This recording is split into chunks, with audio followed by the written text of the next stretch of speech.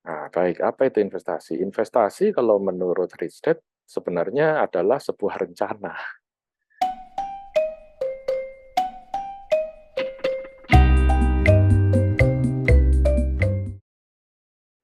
Selamat bertemu kembali di Saham Cerdas. Kali ini kita akan bahas GoTo, saham dari sejuta umat ya. Nah, tapi kali ini tidak membahas sahamnya secara langsung, tapi apakah bagus kalau kita itu berinvestasi di GoTo atau tidak ya. Kali ini kita akan hubungkan analisis saham GoTo dengan investasi ala Rich Dad Poor Dad ya. Itu bukunya Robert T. Kiyosaki yang populer akhir tahun 90-an ya. Nah, ini ceritanya tentang uh, seorang anak yang kemudian mempunyai ayah yang dia sebut poor dad, kasihan gitu ya, karena manajemen keuangannya kurang bagus dan rich dad, bapaknya temannya yang akhirnya menjadi salah satu orang terkaya di Hawaii. Ya. Nah, apa yang menarik, saya sudah membaca berbagai bukunya ya, tahun 2000 awal kira-kira itu. Yang pertama, Rich Dad Poor Dad ini memberikan pencerahan tentang apa yang disebut dengan cash flow ya. Cash flow itu maksudnya ya Anda mungkin punya kekayaan, tapi yang lebih penting adalah uang kas Anda ada atau tidak gitu. Dan di sini dia menceritakan ada terminologi keuangan yang berbeda ya. Jadi membedakan apa itu aset dan liability. Nah, liabilities ya. Jadi aset itu diterjemahkan sebagai segala hal yang memasukkan uang ke saku Anda. Jadi aset adalah memasukkan uang ke saku Anda. Kalau liabilities membuat uang keluar dari saku Anda. Jadi misalnya kita punya sepeda motor begitu ya. Sepeda motor itu kalau dalam konsepnya Rich Dad berbeda dengan akuntansi.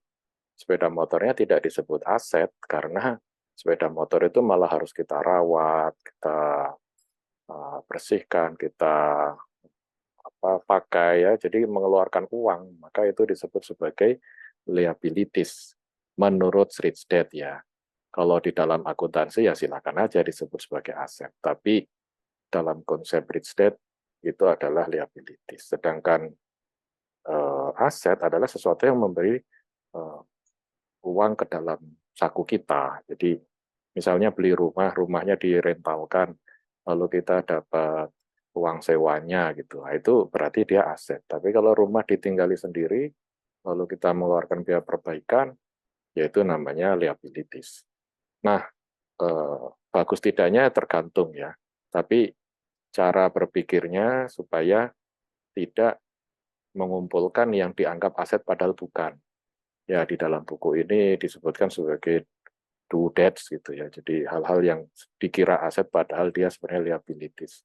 Ini buku Rich Dad Poor Dad ya. Nah, kemudian dari situ baca juga yang populer bukunya Cash Flow Quadrant, bahwa kita itu menghasilkan uang dari 4 kuadran, employee, self-employee, bisnis, dan investment ya.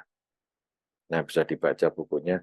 Jadi kalau yang kuadran kiri ini yang harus kerja keras baru dapat uang, kuadran kanan kalau sudah berhasil, uangnya lah yang bekerja untuk orang tersebut. Jadi itu filosofinya yang sebelah kanan harusnya yang kita kita perbanyak. Nah, semakin lama. Awalnya pasti kebanyakan orang dari sebelah kiri, yaitu sebagai employee, karyawan, atau self-employee, bekerja untuk dirinya sendiri, seperti dokter, atau apa ya pengusaha itu yang punya toko kecil. Tapi kalau sudah bisnismen, dia sudah bisa mempekerjakan orang lain sehingga dia tidak harus bekerja langsung. Apalagi investasi, dia menitipkan modalnya untuk di perusahaan atau bisnisnya orang lain ya. Nah ini bagus juga ini buku cash flow quadrant ya. Kemudian dari sana ada buku ini saya pilihkan 4 yang bagus ya, bukunya banyak. Tentang guide to investing di sini nih menariknya adalah konsep tentang apa itu kaya gitu ya. Ternyata kaya itu adalah kalau eh, pasif income Anda lebih besar daripada expense Jadi orang yang punya mobil belum tentu kaya gitu ya. Nah, kemudian di sini dia bercerita tentang apa itu investasi dan berbagai kendaraan investasi. Ini buku menarik dan cukup tebal ya, kayak itu investing. Dan buku yang menurut saya juga bagus dibaca adalah Retired Young, Retired Rich. Ini bagaimana dia bisa dalam sekitar 5 tahun lah ya, setelah dia bangkrut, dia bisa kembali kaya lagi gitu ya. Nah, dia bicara tentang apa itu leverage ya, leverage itu pengungkit ya. Jadi bagaimana menggunakan leverage dan terutama leverage cara berpikir ya. Nah, memilih kata-kata untuk memandu pikiran kita dan itu ternyata menarik ya. Nah, di sini juga ada yang menarik bahwa investasi kalau dihubungkan dengan value investing nanti adalah sebuah rencana ya. Jadi investasi itu bukan beli saham ya. Investasi adalah rencana. Ya, apakah Anda sudah kaya begitu ya? Ya, jawabannya adalah kalau saya belum. Kenapa belum? Ya karena belum memenuhi apa yang dikatakan rich dad tadi, yaitu apa? Kaya itu jika passive income-nya lebih besar daripada expense. Ya. Nah, kalau passive income itu adalah Anda dapat sesuatu tanpa harus kerja. Gitu. Kalau masih dibayar karena kerja, berarti masih aktif income. Nah, misalnya punya kos-kosan dan kemudian dia ada penghasilan tahunan dari sewa kos ya, penyewaan kos. Nah, itu passive income itu, karena kan ada bekerja. Berarti dulu saya dulu pernah punya kos-kosan, berarti dulu saya pernah punya passive income, tapi sekarang sudah dijual, jadi ini nol. Nah, karena nol ya berarti saya kembali tidak kaya secara definisi ini. Nah, di buku itu, buku yang kayak itu investing kalau tidak salah ya, itu ada yang namanya wealth ratio. Seseorang itu diukur dari wealth ratio. Kalau passive income-nya nol, ya walaupun dia itu penghasilannya banyak, ya tetap nol wealth ratio. Tapi kalau misalnya dia punya passive income misalnya 1 juta, kemudian dia karena hidup sederhana di desa, serba kecukupan dari apa ya, makan bisa dari ikan di kolamnya atau sayur dari kebunnya sendiri, sehingga dia expense-nya cuma 1 juta, maka 1 juta bagi 1 juta itu sudah satu, itu sudah kaya itu sebenarnya. Ya.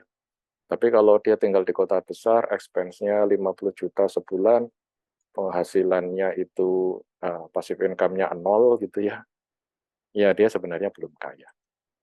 Ya, menjadi kaya kalau ini pasifnya ada dan dibandingkan expense-nya itu lebih dari satu. Artinya misalnya pasifnya 10 juta, expense-nya 5 juta, kan 10 bagi 5 kan 2. Artinya apa? Setiap bulan dia akan punya apa? Sisa 5 juta. Sisa 5 juta itu bisa dia putar lagi. Nah, misalnya Kiyosaki bilang dia 12 ya. 12 itu artinya penghasilan pasifnya itu 12 kali lipat dari expense-nya. Berarti tiap bulan dia punya uang lebih itu 11 kali dari pengeluarannya. Lalu dia investasikan lagi ya dia makin kaya. Itu kenapa rahasianya orang kaya itu makin kaya gitu ya. Orang kaya yang sudah mengerti konsep passive income ya menurut Rich Dad ya. Ya, jadi bukan orang yang punya banyak uang tapi orang kaya. Orang kaya itu passive income-nya di atas expense. Nah, kemudian apa itu investasi? Karena untuk bisa mendapatkan passive income, Anda harus investasi. Kalau Anda kerja, ya tidak bisa. Investasi apa? Ya misalnya investasi nulis buku sehingga dapat royalti, atau misalnya apalah ya, sesuatu yang Anda kerjakan dan kemudian dibikin musik ya, kemudian dapat royalti dari musiknya itu juga investasi sebenarnya. Nah, baik, apa itu investasi? Investasi kalau menurut Rich Dad sebenarnya adalah sebuah rencana. Jadi investasi itu rencana. Kalau kita membeli saham, membeli rumah itu adalah membeli kendaraan investasi. Tapi investasinya sendiri sebenarnya adalah sebuah rencana. Jadi investasi sebuah rencana. Rencana apa? Rencana menuju bebas finansial ini ya. Bebas finansial itu apa? Ya yang tadi wealth ratio, expense, passive income dibagi expense lebih dari satu. Ya. Jadi dia misalnya seperti orang mau pergi untuk apa ya beristirahat di gunung lah begitu ya dari rumahnya yang di kota yang sumpek begitu ya. Dia akan merencanakan suatu perjalanan. Misalnya dia pergi dulu ke stasiun gitu ya. Perginya pakai apa? Pakai sepeda motor, naik ojek gitu kan ya. Nah, ojek ini disebut sebagai kendaraan investasi dari kondisi finansial A menjadi B gitu ya. Jadi ini investasi itu rencana. Anda rencananya mau kemana? Sekarang penghasilannya seperti apa, pasif income-nya seperti apa, nanti mau jadi seperti apa. Gitu. Nah, kemudian kalau dilanjut lagi, kita pergi ke kota lain, nah kemudian naik kereta. Nah, ini kendaraan investasinya ganti lagi, karena kondisinya sudah berbeda. Jadi, mungkin bisa beli tiket kereta, atau misalnya tersedia kereta, sehingga ini kendaraan investasinya jauh lebih cepat ya. Kemudian dia menuju ke gunung ya, tidak ada kereta dan kayaknya paling cocok pakai mobil, misalnya off-road begitu ya. Nah, berarti pindah lagi kendaraan investasinya. Nah, ini akhirnya menjadi puncaknya tujuannya, Anda sampai di tujuan. Nah, tujuannya ini sendiri adalah bebas finansial di mana ada beberapa tahap itu. Ada misalnya orang yang cuman baru pengusaha sampai yang disebut dengan ultimate investor, tapi itu bisa dibaca di bukunya ya. Nah, strategi sederhana Kiyosaki waktu itu tahun 90-an, dari tahun 70-an ya dia ya. Berhasil gagal. Sebenarnya tahun 90-an dia punya strategi sederhana, mengikuti rich dad-nya yaitu bikin bisnis dan membeli real estate. Jadi dia itu bikin bisnis training, kemudian duitnya begitu terkumpul, lalu ada dia cari-cari apa ya rumah yang bisa disewakan, dibeli, dia hitung kalau biaya rentalnya itu bisa lebih besar daripada biaya cicilannya, maka dia beli. Sehingga akhirnya dia punya banyak sekali properti rental ya. Nah, dari sana kemudian passive income-nya itu berhasil membuat dia bisa membeli real estate berikutnya sampai akhirnya dia bebas finansial ya.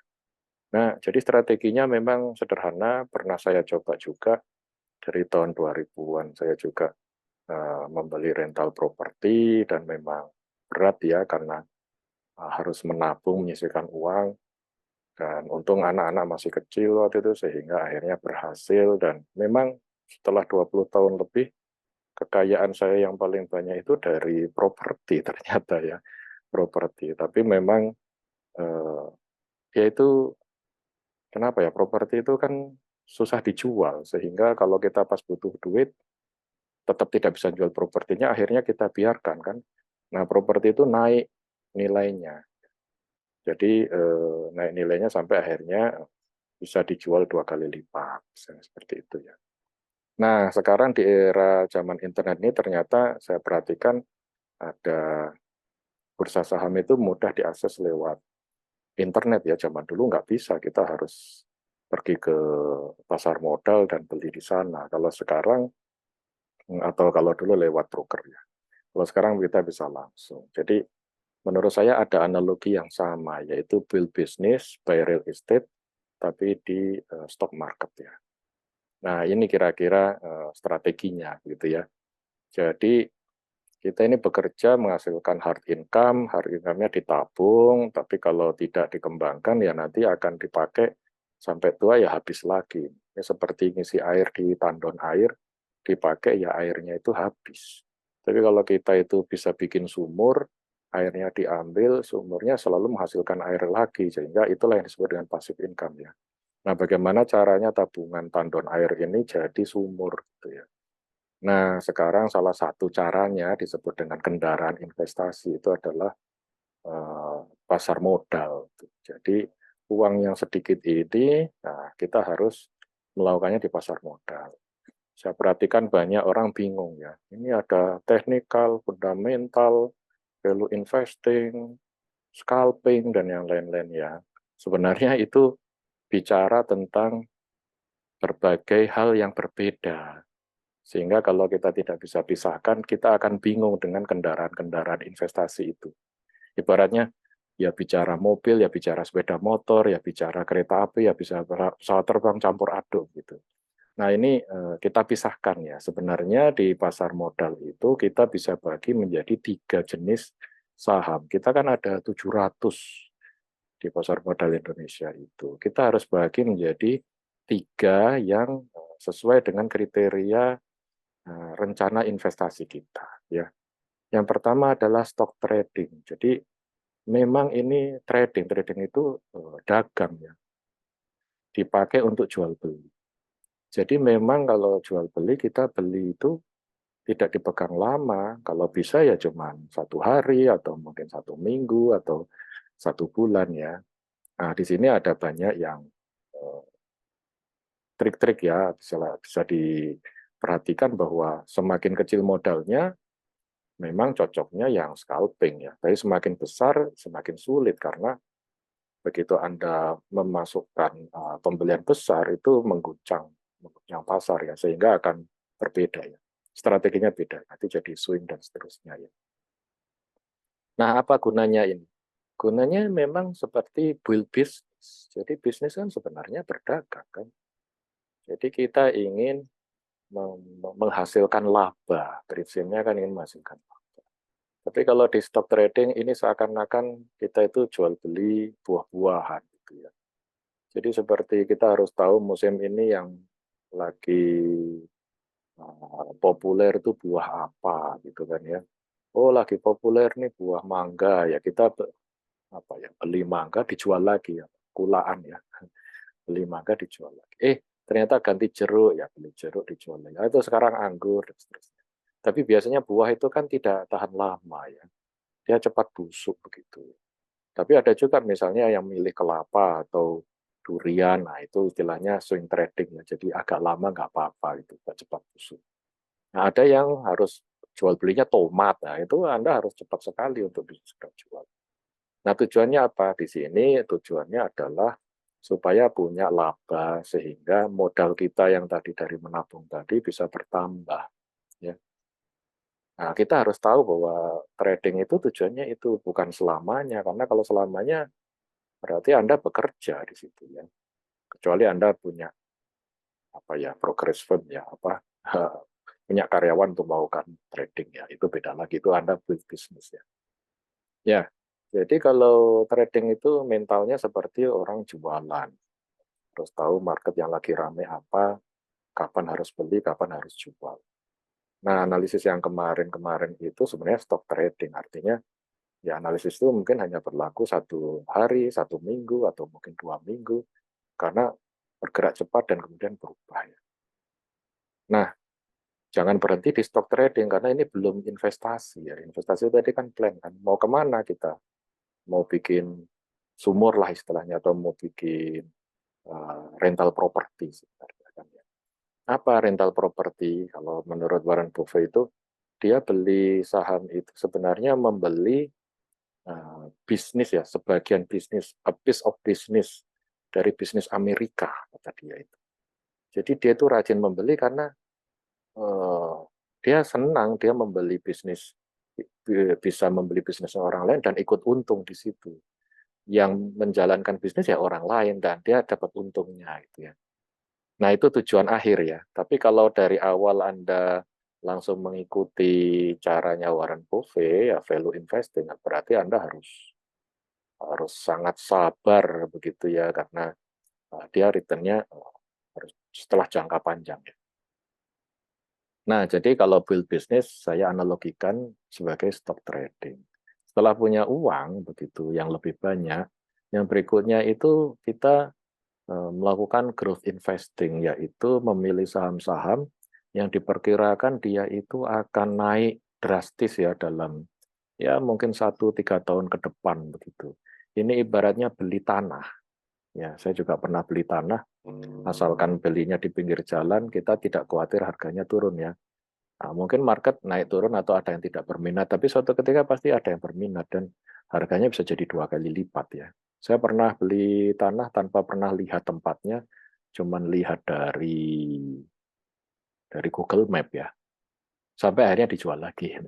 Nah, tanah ini kan saat dibeli biasanya masih murah, belum ada jalan, belum ada rencana bikin perumahan di situ. Nah, itu saat yang terbaik beli tanah. Nah, biasanya saham-saham growth investing ini adalah saham-saham yang belum dilirik karena dikira bukan saham bagus ya, masih rugi, masih kecil.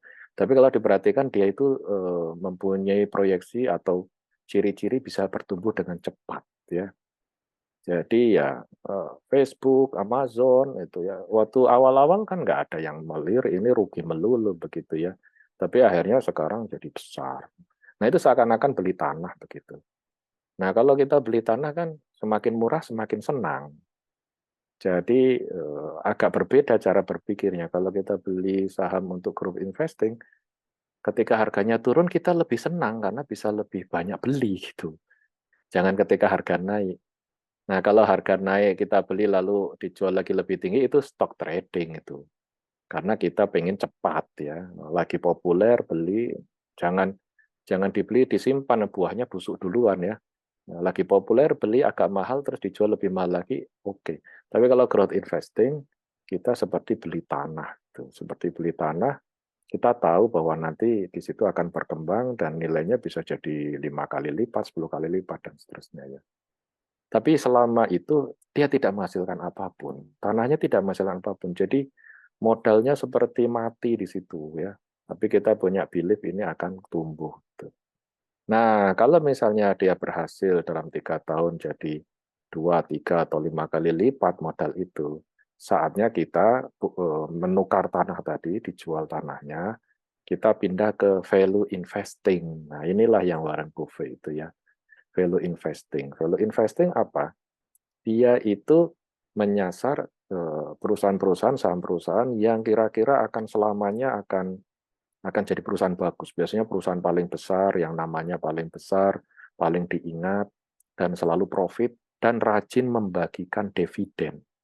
Nah, rajin membagikan dividen. Tapi dia mungkin tumbuhnya pelan ya, karena yang dilihat itu adalah dividennya. Jadi seakan-akan beli properti rental kayak apartemen begini. Jadi memang yang dicari adalah berapa banyak dia bisa menghasilkan uang rental. Nah, inilah yang kemudian muncul sebagai dividen ya, dividen. Ya ibaratnya kita punya ayam itu dividen itu telurnya gitu ya. Kita dapat telurnya terus gitu. Jangan jangan dijual ayamnya. Jadi kalau value investing memang niat kita itu adalah dipegang selamanya itu yang dilakukan Warren Buffett ya. Jadi dia itu punya saham Coca-Cola ya dipegang seterusnya. Dia punya saham Bank of America dipegang seterusnya gitu ya. Sekarang dia beli Apple, beli Amazon itu ya memang rencananya dipegang seterusnya gitu ya. Karena yang dikejar adalah dividen ya, dividen. Nah, dari dividen ini bisa dipakai untuk diputar sebagai stock trading lagi, bisa juga untuk yang lainnya ya. Nah, yang kita perhatikan adalah kapan kita berpindah dari sini. Kalau kita modalnya kecil, ya mau tidak mau kita stock trading harus belajar di sini supaya jadi besar. Kalau sudah punya modal agak besar, dia dibagi dua. Ya, mungkin 70-80% justru di growth investing karena ini tidak terlalu stres ya. Dibiarin aja 1-2 tahun. Seakan-akan Anda beli tanah gitu. Karena stock trading itu menghabiskan energi ya. Kebanyakan orang yang terlalu rajin trading itu hidupnya berantakan ya karena fokusnya kok cemas sahamnya naik turun tiap hari lihat saham dan seterusnya ya. Itu stressful ya. Jadi sudah saja kalau punya modal agak besar ya ini 20% saja atau 30%, 70%-nya di growth investing. Kalau sudah besar sekali sehingga dividennya sudah layak, dia dipindah ke value investing. Nah ini ilmunya beda ya. Ini stock trading itu dicari saham yang sedang momentum mau naik. Growth investing itu dicari saham yang prospek tapi kalau bisa harganya lagi murah begitu ya. Walaupun dia belum ada pendapatan ya. Kalau value investing beda, dia sudah harus dilihat dividennya, kemudian profitnya ada bertahun-tahun begitu. Karena mau dipegang selamanya ya. Apakah brandnya itu yang paling bagus di pasar gitu ya. Kemudian apakah perusahaan itu sehat, manajemennya bagus. Nah, ini yang akan beda. Jadi dia tidak melihat teknikal ya, dia melihat dari fundamental. Dia tidak peduli nilai teknikalnya. Jadi agak berbeda ya. Ini sudah beda. Nah, ketika kemudian dividennya itu bisa menutupi ongkos bulanan Anda, maka West rasionya itu bisa melebihi 1. Saat itulah Anda mencapai bebas finansial. Itulah yang sesungguhnya menjadi tujuan dari investasi, yaitu perjalanan untuk bebas finansial. Jadi bukan bukan jadi jagoan stock trading ya. Nah, Anda keliru kalau belajar menjadi jagoan saja gitu ya. Anda akan mempelajari stock trading, growth investing maupun value investing ya. Nah, bagaimana dengan kutu ini? Saham juta umat yang banyak yang nyangkut sehingga pada sedih ya. Saya juga punya kutu dan sudah 2 kali saya laba dari situ ya. Pada pembelian ketiga saya kira dia sudah mau naik, ternyata turun ya. Dan sekarang floating loss, tapi bagi saya ya biasa saja. Kenapa? Karena bagi saya itu adalah seperti tanah. Saya beli tanah harganya misalnya berapa? 100.000 per meter. Terus tiba-tiba harganya turun jadi 70. Apakah kita menyesal beli 100? Ya enggak, kita beli lagi yang 70 itu seharusnya gitu ya. Terus kalau tetangga kita beli di 50, apakah kita iri? Ya enggak juga, itu rezekinya dia. Kan yang penting Anda punya tanah. Nah, Anda tahu bahwa tanah ini akan jadi 500 per meter atau kalau ada jalan baru jadi 1 juta per meter. Nah, itulah sebenarnya tujuan dari growth investing. Ya. Nah, kenapa GoTo ini menarik? Karena GoTo itu apa ya, ekosistemnya paling besar dan brandnya paling kuat ya. Jadi kalau di jalan itu Anda akan perhatikan, ya Anda akan kenal GoTo dan pesaingnya yaitu Grab. Andai Grab itu juga dijual di pasar saham Indonesia, saya juga akan beli gitu. Sehingga manapun yang sukses ya saya akan menang gitu ya. Seperti Warren Buffett itu tidak masalah dia beli Coca-Cola, dia beli juga Pepsi Cola. Terus dia beli apa itu Burger King, dia juga beli KFC gitu kan ya. Jadi manapun yang sukses dia happy gitu. Nah, ini kan menarik ya. Jadi GoTo itu menjadi bagian daily life gitu. Sehingga kayaknya susah ya kalau digantikan. Mungkin ada yang bisa menggantikan kalau dia betul-betul bangkrut dan tutup. Tapi saya kira itu konyol ya karena membangun ekosistemnya itu sulit ya untuk kenapa kalau tiba-tiba kemudian berhenti gitu ya, sayang sekali. Jadi dia itu mempunyai 3 kan, jadi toko e-commerce, on demand ini ya, dan finansial ini ya. GoPay itu sekarang 60 juta itu membernya. Itu lebih besar dari berbagai bank yang sudah besar ya, 60 juta orang ya. Makanya GoPay itu sebenarnya diam-diam besar ya. Tokopedia juga transaksinya cukup besar, termasuk yang brand utama ya, pesaingnya kan Shopee ya. Shopee dengan Grab itu satu grup, tapi dia tidak punya payment-nya yang di Indonesia ya, sehingga dia pakai OVO. Tapi mungkin sekarang sudah bikin ya. Sedangkan GoTo ini ekosistemnya lebih lengkap, itu yang menurut saya menarik ya. Karena ekosistem yang lengkap ini tidak mudah bikinnya. Gimana kalau harganya naik turun? Ya, kalau harga naik turun itu, ya kalau kita tadi kembali, kalau beli tanah ya sebenarnya Anda tidak terlalu peduli. Malah kalau pas turun, Anda beli lagi seharusnya ya. Ini adalah saham GoTo ya pada hari kemarin ya. Jadi dia itu sudah rendah ini kemarin sudah menyentuh 85, sekarang sudah balik lagi 92 begitu kan ya. Orang-orang mungkin malah pada lepas, tapi investor jangka panjang malah masuk karena ini kan sedang terdiskon ini. Tapi kan katanya ada yang harganya Rp2. Nah, itu urusan berbeda lagi itu ya.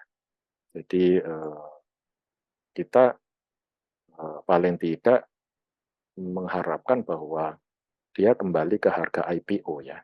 Entah itu 3 tahun lagi mungkin ya.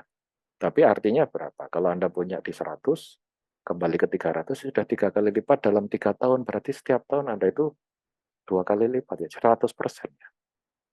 Ya, jadi cara berpikirnya seperti itu ya. Memang tidak untuk trading ya.